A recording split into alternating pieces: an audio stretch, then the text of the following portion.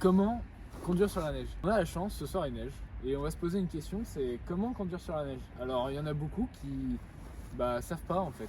C'est un vrai truc, mais on voit beaucoup de vidéos quand c'est l'hiver de mecs qui se crachent. C'est absolument hilarant à regarder, mais c'est beaucoup moins marrant pour les gens qui se crachent. Et du coup, je vais essayer de vous donner quelques conseils de personnes qui savent un peu, mais sans plus que ça, conduire sur la neige. Pour mon pédigré, je suis grenoblois, donc j'ai le droit de m'exprimer sur ce sujet. Du coup, je vais vous donner quelques techniques pour conduire sur la neige. Déjà, c'est un truc tout con, mais avoir des bons pneus, donc c'est-à-dire des pneus hiver pour conduire sur la neige, ça aide beaucoup. C'est un truc con, mais avoir des pneus été, ça renforce le fait que la gomme n'agrippe pas bien sur le sol. Et quand il fait froid, d'autant plus, la gomme ne va pas agir correctement. Et en fait, un pneu hiver, ça se change à partir des températures hivernales, donc c'est-à-dire en dessous de 7 degrés.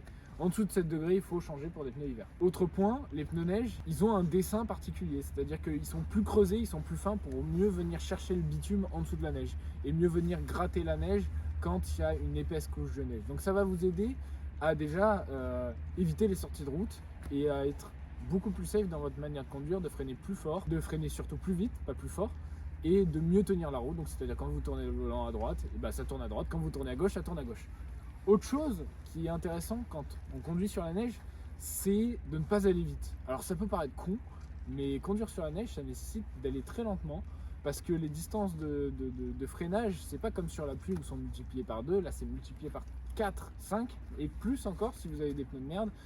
Et ça va être un critère qui va vous faire éviter un accident. Si vous roulez pas trop vite, quand vous allez devoir freiner, vous aurez moins à freiner et donc vous allez être plus en sécurité. Encore plus vrai que conduire lentement, quand vous conduisez à la neige, il est très important de freiner tôt et d'anticiper. Parce que vous ne pouvez pas freiner fort sur la pédale, ça ne sert à rien, c'est inutile, vous allez prendre l'ABS, vous n'allez plus pouvoir tourner, c'est absolument inutile.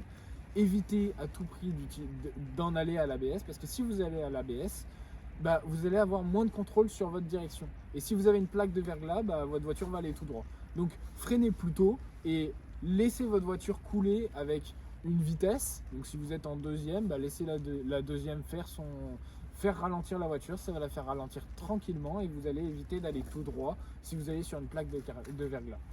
Autre chose qui peut paraître contre-intuitif avec tout ce qu'on a dit, c'est que quand il y a un virage et que vous n'avez pas de traction, la seule chose à faire, c'est, si vous êtes vraiment dans la merde, c'est qu'il faut accélérer. Il n'y a pas d'autre solution si vous allez tout droit avec votre voiture. Si vous accélérez, alors c'est faux en propulsion. En propulsion, il ne faut pas faire ça, sinon vous allez faire un tête à queue direct. Mais pour les trois quarts des gens, c'est-à-dire qui sont en traction ou en 4 roues motrices, avec maintenant les nouveaux SUV et... Ah tiens, on a un peu de lumière. Donc avec les nouveaux SUV et les trois quarts des nouvelles voitures hybrides, vous allez avoir donc des voitures... Oh putain, je viens d'avoir un bout de neige qui vient de se coincer dans mon cou, je peux vous dire que ça fait drôle. Vous allez avoir des voitures qui vont avoir tendance à survirer sur la neige parce que le poids va être à l'avant, etc. Et donc quand vous freinez, votre voiture elle va avoir tendance à trop solliciter les pneus avant et sur la neige c'est pas bon, il faut avoir une bonne répartition des masses. Donc quand vous êtes en traction ou en 4 roues motrices et que vous n'arrivez pas à tourner, vous tournez le volant, vous mettez plus de volant, vous mettez de l'accélérateur et puis l'ESC, si vous l'avez activé et si vous l'avez désactivé, ce que je vous conseille fortement pour plus de fun, va vous faire que vous allez prendre la direction. Il n'y a pas d'autre explication, c'est si vous laissez faire les pneus avant sur de la neige alors que vous êtes sur une traction, vous n'allez pas tourner. Enfin, pas aussi bien que si vous accélérez. Si vous êtes vraiment dans la merde, il est fortement conseillé d'accélérer pour forcer le virage. Attention, après, le revers, c'est que vous avez les pneus arrière qui vont vouloir se tailler. Mais ça, c'est à vous de gérer. C'est que si vous êtes dans la merde. Mais sinon, il faut retenir que vraiment aller lentement et anticiper encore plus que jamais parce que vous allez glisser. Et quand vous êtes en propulsion, c'est là où ça devient marrant, même en traction. Je vais vous expliquer après. On passe en propulsion. En propulsion, vous n'avez pas de choix. Si vous n'arrivez plus à tourner, vous êtes dans la merde. Si vous faites du survirage, donc c'est-à-dire que si votre arrière se déplace à l'avant, vous êtes dans la merde. C'est tête à queue et solution irrattrapable. Le seul truc que vous avez à faire quand vous êtes en propulsion dans un virage trop tard, c'est de laisser faire la voiture, de freiner le plus possible avant l'ABS toujours, parce que l'ABS va faire en sorte que la roue se bloque par petits pas et c'est vraiment pas très bon sur la neige. Enfin, de mon expérience, je préfère ne pas freiner à la baisse. En propulsion, par contre, si vous faites du survirage et que vous savez faire, ça en devient très très marrant. Alors, les BMI se connaissent tous, certains Mercedesistes aussi. Les mecs en Audi, bon bah ils ont pas de chance, ils ont du quattro donc ils se font baiser. Ils peuvent drifter un peu, mais c'est beaucoup moins marrant, même si c'est plus safe, ça c'est sûr. Et sur la neige, bah, vous abîmez pas vos pneus. Et en plus, bah, c'est fun, c'est pas dangereux parce que vous driftez à des vitesses qui sont absolument ridicules. C'est-à-dire que si vous faites un tête à queue, vous le faites dans un endroit où bien sûr il n'y a personne, il n'y a aucun danger, etc. Mais quand il neige, c'est presque pas dangereux parce que vous allez très lentement, vous n'avez pas besoin d'aller à 130 pour faire un drift, ou ni même à 90, les vitesses normales. Et bah, c'est sympa, c'est fun, on s'amuse bien et ça fait une bonne journée. Qui coûte cher en essence, mais pas en pneus pour une fois. Pour les mecs en traction qui veulent glisser, c'est un peu plus compliqué, il faut avoir plus de pilotage.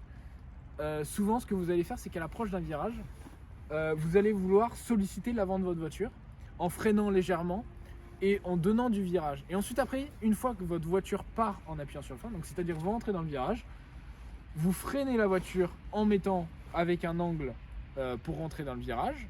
Et une fois en freinant, du coup, l'arrière va se délester, il va vouloir partir dans le sens et c'est à ce moment-là qu'il faudra contre-braquer pour venir récupérer l'avant et réaccélérer si vous voulez pas, si vous voulez entretenir la glisse et si vous voulez. Et pour sortir de ça, c'est rien de plus simple, vous remettez la voiture droite, les pneus droits, ça va tout droit. C'est pas très intuitif sur la neige, encore moins dans la vraie vie, mais c'est fun une fois qu'on a le truc. C'est vraiment compliqué à maîtriser, mais encore une fois, si vous faites ça dans un parking, c'est pas très dangereux, donc faites-vous plaisir. Quel conseil d'autre je pourrais donner pour les gens à la neige? Déjà, les gens à la montagne, je suppose qu'ils n'auront pas besoin de ces conseils. Peut-être les jeunes permis qui se découvrent une passion pour l'automobile. Peut comprendre totalement qu'il y ait beaucoup d'entre vous qui aient peur de la neige. Il ne faut pas en avoir peur, il faut être conscient des risques. Et beaucoup de gens, quand ils voient de la neige, prennent pas leur voiture, ce qui est pas plus mal. Mais certains autres ont des mauvais comportements sur la route. C'est-à-dire que déjà, typiquement, le premier comportement à ne pas avoir, c'est de ne pas être équipé, c'est-à-dire d'y aller sans pneus neige, sans chaîne, etc. C'est un très mauvais comportement parce que vous pouvez perdre votre voiture à tout moment. Une plaque de verglas, ça arrive très vite, surtout par des températures négatives. Et qui dit neige dit souvent température négative. Donc, si vous avez un mauvais comportement, les mauvais comportements, c'est quoi? C'est freiner trop fort, aller trop vite et freiner trop tardivement et ne pas assez anticiper. Et laisser pas assez d'espace fatalement entre les voitures et vous. Parce que dans la neige, il y a beaucoup de choses qui peuvent être perturbantes. Déjà, si vous avez du soleil, ça éblouit la neige. C'est un truc con, mais ça éblouit fortement.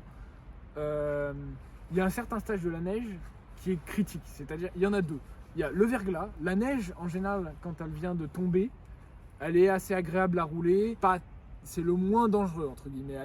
Elle est plutôt solide, vous avez de la traction en général. C'est presque le moins dangereux quand il y a de la neige. Après, vous avez le deuxième stade, c'est le verglas. Le verglas arrive souvent caché, on ne le voit pas. Sauf si vous êtes de nuit et que vous avez les pleins phares, vous ne le voyez souvent pas. Et c'est ce qui cause les 3/4 des accidents. Donc à ce moment-là, si vous n'avez pas appliqué les bons réflexes, c'est-à-dire de rouler lentement, prendre de la distance, laisser votre voiture rouler et que vous appuyez trop fort sur les freins, c'est fini pour vous, votre voiture elle va aller tout droit. Donc n'ayez pas peur de laisser la voiture rouler et ensuite de reprendre en accélérant si vous avez une traction pour éviter, pour venir reprendre la bonne trajectoire. Autre état de la neige qui est critique et là qui est moins difficile à conduire parce que la voiture est beaucoup plus en contact avec le sol, mais c'est un état qui est très entre deux. C'est-à-dire que c'est l'état de la soupe. Alors, je sais pas si vous connaissez cette expression, moi je l'appelle comme ça, c'est quand la neige est trop mouillée pour être de la neige, mais pas assez mouillée pour avoir fondu. Et du coup, cet état-là, c'est l'état le plus... là, typiquement, on l'entend bien, ça c'est de la soupe. Donc là, on voit bien que c'est pas de la neige, pas du truc, c'est dégueulasse. Et là, à ce moment-là, c'est piégeur parce que des fois, vous allez avoir de la traction comme sur le goudron et des fois, vous allez avoir de la traction comme sur le verglas. Et c'est entre deux, il faut se méfier. Souvent, le problème de la soupe, c'est pour les montées. Alors, c'est un truc con à dire, mais nous, on avait une petite montée avant chez nous à Grenoble. on avait une Mégane, la voiture ne montait pas. Pneus neige, ça passait pas. C'était vraiment absolument horrible. Les pneus neige patinaient aussi. C'était vraiment l'enfer. On était obligé de pousser la voiture à chaque fois avec une autre voiture, un 4x4. Et bah c'est un des exemples où la soupe est vraiment horrible. Et c'est cette période-là qu'il faut faire le plus attention, surtout pour les montées, parce que vous risquez de ne pas pouvoir monter. En fait, c'est un peu con. Et ça intervient souvent après le salage. Il faut faire gaffe aussi parce que la soupe intervient souvent après le salage. Mais le salage fait quand même vachement fondre rapidement, donc c'est très très rare que vous l'ayez, surtout que le salage arrive de nuit. Un truc important aussi sur les pneus, c'est que vous reconnaîtrez un pneu hiver avec sa signature. Il a une signature assez particulière, c'est qu'avant c'était écrit S plus M, donc Snow plus Mud, et c'était écrit sur le pneu, c'était écrit S plus M. Je vous mettrai peut-être quelques photos. Aujourd'hui, la marque sur le pneu, si c'est pas écrit S plus M, c'est une petite montagne avec 2 ou 3 collines et un petit flocon à l'intérieur. Ça veut dire la même chose, mais c'est juste que c'est des pneus neige et voilà. Si vous voulez reconnaître un pneu neige ou chaud dans cette histoire, même s'il neige, il commence à faire un peu chaud. On peut parler des pneus crantés aussi. Vous avez sûrement vu sur les voitures de rallye des pneus cloutés ou crantés. Alors ça, c'est pas des pneus qui sont intéressants à acheter si vous n'avez pas un usage sur glace. C'est des pneus qui sont extrêmement bons sur glace ou sur route de rallye. C'est pour faire du rallye tout simplement, ça n'a pas sur place sur route. D'ailleurs, je crois que très peu sont légales et ça sert à rien, ça vous coûtera une blinde. Mais par contre, si vous voyez certaines voitures en station avec des pneus crantés, vous savez qu'ils sont pas là pour déconner. Laissez-les passer, ils voudront monter plus vite en haut que vous. Souvent, j'en ai déjà vu des 206 et des trucs comme ça. Pneus crantés, ça va à une vitesse et ça lâche des drifts à tous les virages. C'est un truc de fou. Un truc ultra important.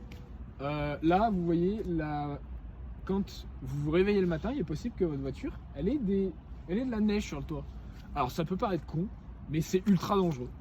Alors ça, beaucoup de gens n'y pensent pas. Ils enlèvent que la neige sur les vitres et certains n'enlèvent même pas. Donc, c'est-à-dire que quand vous avez de la neige, c'est important d'enlever toute la neige de toutes les vitres et sur le toit et sur le capot. Alors, vous vous direz pourquoi, c'est inutile, elle n'a rien demandé à personne cette neige, en plus ça fait joli sur la voiture. Vous n'avez pas tort, ça fait très joli sur la voiture, j'aime bien. Et ça peut vous permettre de balancer des petites boules de neige à votre copine qui filme. Mais par contre, ça peut être extrêmement dangereux pour les gens qui vous suivent, parce qu'avec la vitesse sur autoroute ou même sur route limitée à 70-90, bah en fait, avec la chaleur que va produire votre voiture, la neige va fondre au niveau de votre capot et puis va tomber, et avec la vitesse, le vent, et ben ça va tomber sur le capot de l'autre et ça peut briser un pare-brise ou perturber la vue du conducteur derrière vous, et c'est très dangereux parce que bah vous doutez bien que c'est pas et c'est très dangereux et c'est très dangereux. Donc enlevez la neige de votre toit qui est 5 cm ou qui est 40 cm. C'est pas plus il y en a, plus elle restera. Elle va s'en aller, donc enlevez-la. Ça rendra service à tout le monde et ça évitera beaucoup d'accidents. Concernant la neige qui est sur votre capot, bah, c'est pareil, mais sauf que c'est pour vous. Bah, ça peut casser. Effectivement, la neige, ça pèse très lourd. C'est un truc de fou, mais on s'en rend pas compte. La neige, ça pèse lourd. Donc ça peut casser votre pare-brise si elle s'envole.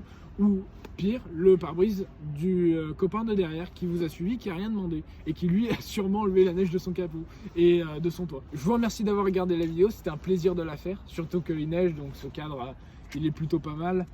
Une vidéo dans le thème. Si vous avez aimé la vidéo et que vous aimez les explications sur l'automobile et que vous êtes un peu fan de ça par extension, vous pouvez vous abonner, vous avez le droit, c'est gratos. Et puis à la prochaine vidéo.